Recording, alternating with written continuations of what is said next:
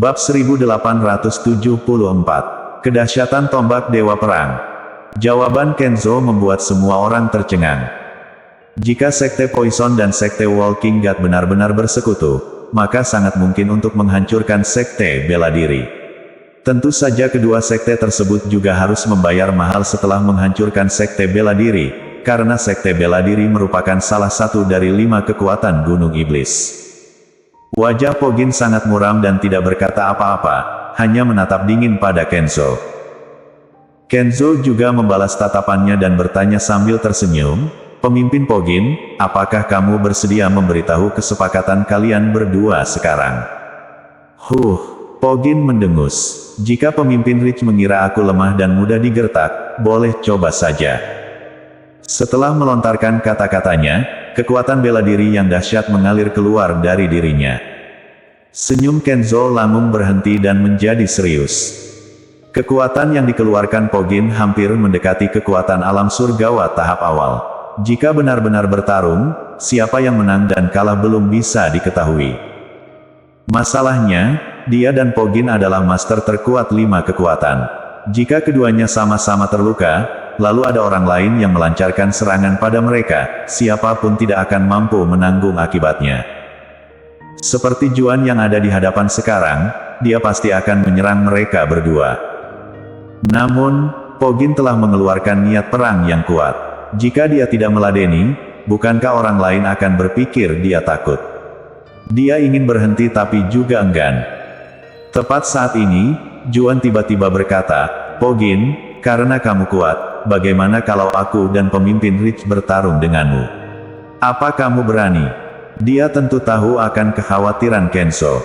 Seandainya dia dan Kenzo bersekutu, mereka bukan hanya tidak akan terluka, bahkan ada kemungkinan untuk membunuh Pogin. "Kamu semakin tidak tahu malu, Juan." Crimson tiba-tiba maju dan menghina Juan. Kekuatan bela diri setengah langkah alam surgawa kelas 1 tahap awal meluap dari tubuhnya. Tidak hanya Crimson, tapi juga 3 jenderal iblis Sekte Iblis lainnya. Mereka ikut Crimson tampil keluar dan mengerahkan kekuatan secara bersamaan. Seketika, seluruh Sekte Iblis diselubungi oleh hawa kekuatan setengah langkah alam surgawa kelas 1 tahap awal. Ekspresi Kenzo semakin buruk, dia tidak sabar untuk menghajar Juan. "Dasar bodoh, aku hanya asal bicara, tapi kamu ingin bersekutu denganku untuk melawan Pogin. Sekarang bagus, Sekte Iblis juga ikut-ikutan."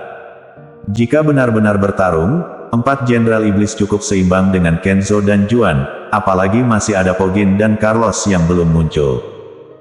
Sekte Iblis sungguh anggap Sekte Walking God dan Sekte Poison tidak ada apa-apanya.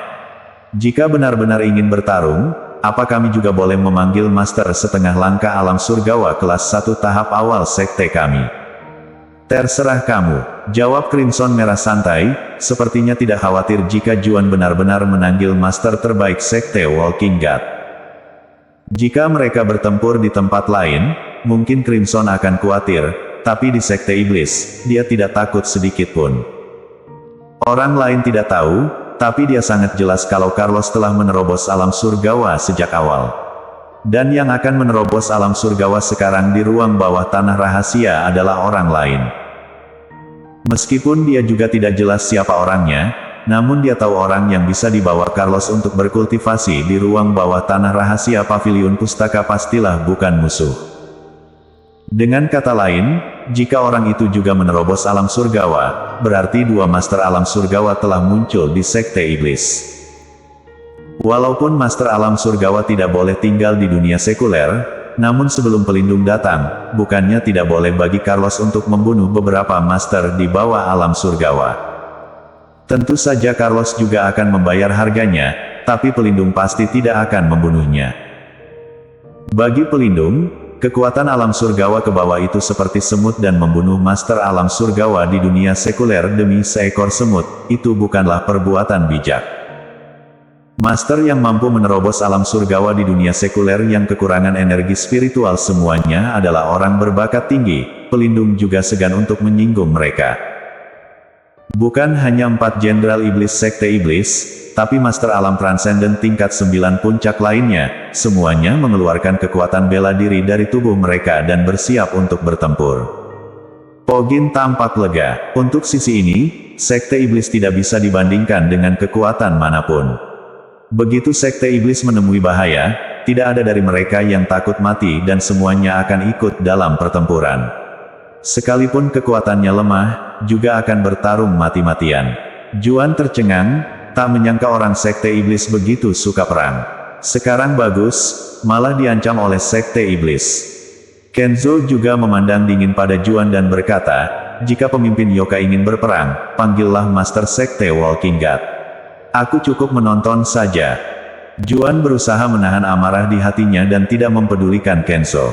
Dia memandang marah pada Pogin dan berkata, Pogin, semua ini muslihatmu. Kamu sengaja membangkitkan permusuhan antara kami dan Sekte Iblis, kemudian Sekte Bela Diri akan mendapat untungnya. Aku tidak akan terkecoh. Pogin mendengus dingin. Juan, yang lain bukan orang bodoh. Aku punya muslihat atau tidak, orang-orang Sekte Iblis bisa melihat dengan jelas. Bukankah dari tadi kamu bilang akan bertarung? Aku juga tidak akan menyulitkanmu. Tidak perlu panggil orangmu kemari. 1 lawan 1, kamu berani. Selesai bicara, kekuatan dari diri Pogin semakin bertambah. Tangannya masih menggenggam tombak Dewa Perang Keperakan. Ditambah dengan senjata spiritual tingkat tinggi ini, aura dari dirinya semakin menakutkan. Wajah Juan merah padam. Jika bertarung dengan Pogin yang memiliki tombak Dewa Perang, dia hanya akan kalah. Sekte Walking God juga mempunyai senjata spiritual, tapi dia tidak membawanya. Sesaat kemudian, Juan baru berkata dengan marah, aku tidak akan meladenimu. Setelah berkata demikian, dia tidak memandang Pogin lagi. Namun Pogin tidak bermaksud untuk melepaskannya. Boom! Suara nyaring terdengar, tanah di bawah kaki Pogin retak. Bayangannya bergerak secepat kilat menuju ke arah Juan dengan membawa tombak Dewa Perang. Juan sama sekali tidak menyangka Pogin akan benar-benar bertindak. Makan dulu tombakku, teriak Pogin. Dia menusuk tombak itu ke arah Juan. Ilusi muncul ketika tombak terayun di udara, seolah-olah tombak yang tak terhitung jumlahnya datang menyerangnya. Juan jadi panik, dia sungguh tidak berani menyambut serangan tersebut, kecuali dia ingin mati. Dia bergerak dan menghilang dari tempatnya dalam sekejap. Boom! Tepat ketika dia pergi, tanah tempat dia berdiri tadi langsung tertikam oleh puluhan tombak sehingga tanahnya berlubang-lubang. Jika serangan itu mengenai tubuhnya, bisa dibayangkan rasa sakit seperti apa yang akan dialaminya. Kenzo memandang serius pada tombak milik Pogin. Senjata spiritual ini terlalu dahsyat dan Pogin yang memiliki tombak ini jadi tak terkalahkan untuk alam surgawa ke bawah. Bersambung. Bab 1875 tidak bisa memasuki alam surgawa.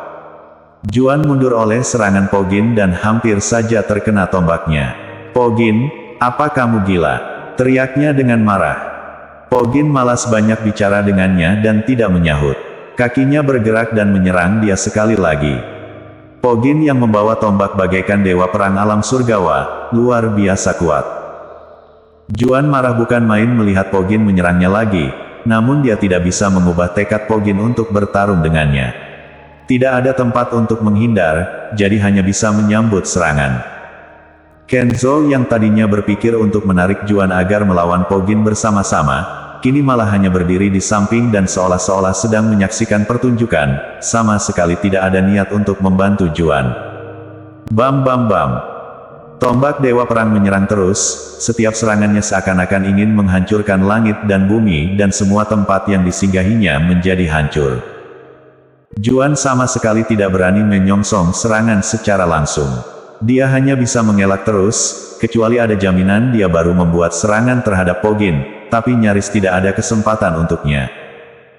Menurut para master yang hadir, Juan tidak ada kemungkinan untuk menang, dia sepenuhnya terpojok oleh Pogin. Pogin, bagaimanapun kamu juga salah satu dari 5 master terkuat.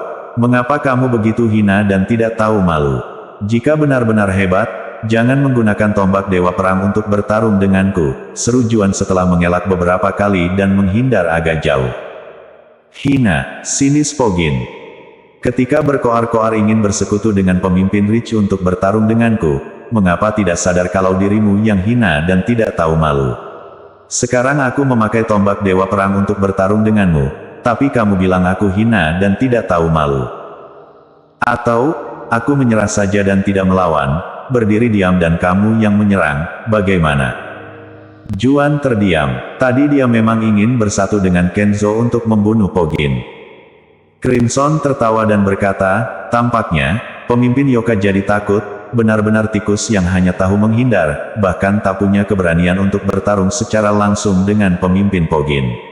Apakah orang sepertimu juga pantas disebut sebagai salah satu dari 5 besar master terkuat Gunung Iblis? Wajah Juan semakin tidak enak dilihat. Jika pertarungan hari ini tidak bisa membuat Pogin terpojok dan terluka, kelak dia akan menjadi bahan tertawaan seluruh Gunung Iblis. Bukan hanya itu, mungkin pamor sekte Walking God di Gunung Iblis akan merosot habis-habisan. Dia sangat ingin membunuh Pogin, tapi Pogin yang membawa tombak benar-benar seperti Dewa Perang yang tak terkalahkan. Dia bahkan tidak mampu untuk mendekatinya. Dia sudah tidak peduli dengan harga diri lagi, tiba-tiba melihat Kenzo dan berkata, pemimpin Rich, Pogin terlalu menindas dan mengandalkan kedahsyatan tombak Dewa Perang. Bagaimana kalau kita bersatu, membuat dia membayar mahal perbuatannya. Sekalipun ingin mengalahkan Pogin, aku juga akan bertarung sendirian dengannya. Bersatu denganmu untuk mengalahkan dia, apalah artinya? Kalau tersebar keluar, orang-orang akan memarahiku sebagai orang hina dan tak tahu malu. Kata-kata Kenzo penuh sindiran dan membuat wajah Juan langsung membeku. Perlu diketahui, Kenzo yang membuat perkara lebih dulu. Dia juga yang menyatakan akan bersekutu dengannya untuk melawan Pogin. Tapi sekarang, dirinya yang dikambing hitamkan. Kenzo memandang Pogin dan berkata dengan nyaring, Pogin, bertarunglah dengan tenang, aku tidak akan ikut campur. Setelah itu dia memasang gaya seolah menonton pertunjukan, seakan-akan sangat menantikan pertarungan mereka selanjutnya. Pogin tidak melirik Kenzo, hanya memegang erat tombaknya dan aura kuat tak terlihat dari tombak itu meluap terus.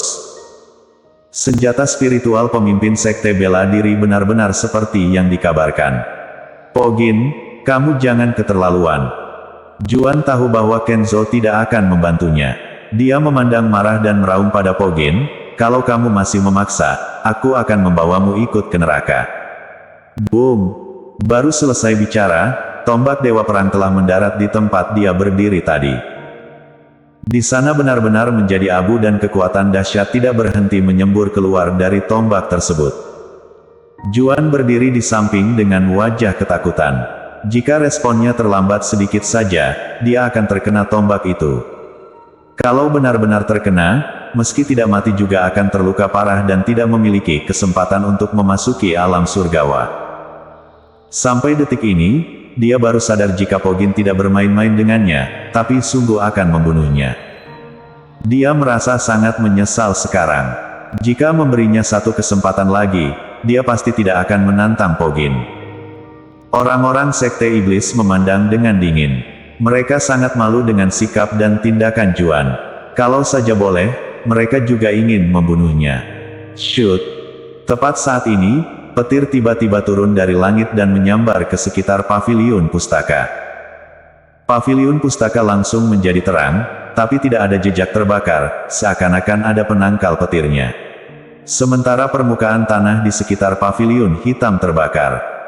Di atas langit sekte iblis tertutup rapat oleh awan gelap, halilintar menyambar dan angin ribut.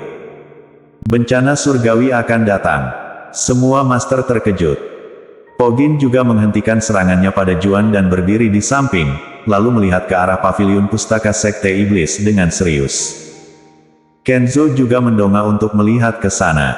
Kekuatan langit membuat orang-orang ingin bertiarap di tanah. Pebela diri tertinggi mampu mengeluarkan kekuatan bela diri yang menekan, sedangkan langit mampu menurunkan kekuatan langit. Semua master sekte iblis juga memandang ke paviliun pustaka. Pada saat yang sama, di dalam ruang bawah tanah rahasia paviliun pustaka, Jerry masih duduk bersila, kekuatan bela diri di tubuhnya semakin besar dan tidak berhenti meningkat, sepertinya akan langsung menerobos alam surgawa. Cahaya kilat berkedip di tubuhnya dan hilir mudik di atas alas batu yang didudukinya dan tidak berhenti memasuki tubuh Jerry. Wajahnya menunjukkan rasa sakit, namun dia tetap tahan.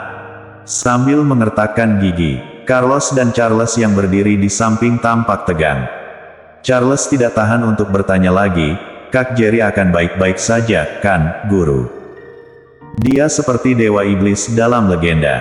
Dia harus melewati ujian jasmani dulu, baru kemudian memiliki kekuatan yang lebih kuat untuk menghadapi bencana surgawi. Bencana ini jauh lebih dahsyat dari yang kuhadapi. Kalau bukan alas spiritual yang menangkis sebagian besar kekuatan bencana surgawi, maka bencana yang ditanggungnya akan lebih berat. Alas batu tempat Jerry duduk bukanlah barang biasa, tapi merupakan senjata spiritual. Meskipun mereka berada di ruang bawah tanah, namun alas batu tersebut meresap bencana surgawi dan menyalurkannya kepada Jerry. Jerry perlu melewati ujian jasmani dan jasmaninya baru akan semakin kuat setelah menghadapi bencana surgawi. Jika tidak menghadapi ujian, tetap saja tidak ada gunanya meski telah melewati bencana surgawi. Dan fungsi dari alas batu tersebut adalah untuk mengurangi kekuatan bencana surgawi, agar Jerry bisa menyesuaikan diri dengan rasa sakit dari bencana surgawi. Bencana surgawi baru dimulai. Ini juga saat yang paling lemah. Apakah Jerry mampu bertahan atau tidak, mungkin dirinya sendiri juga tidak tahu. "Kita hanya bisa menunggu," kata Carlos, lalu melanjutkan, "tapi jangan khawatir, jika dia benar-benar tidak mampu menahan bencana surgawi, aku akan menyelamatkan dia dari sana." Hanya saja, begitu diselamatkan dari bencana surgawi, alam bela dirinya hanya akan berhenti di alam transenden dan tidak akan bisa memasuki alam surgawa lagi. Bersambung.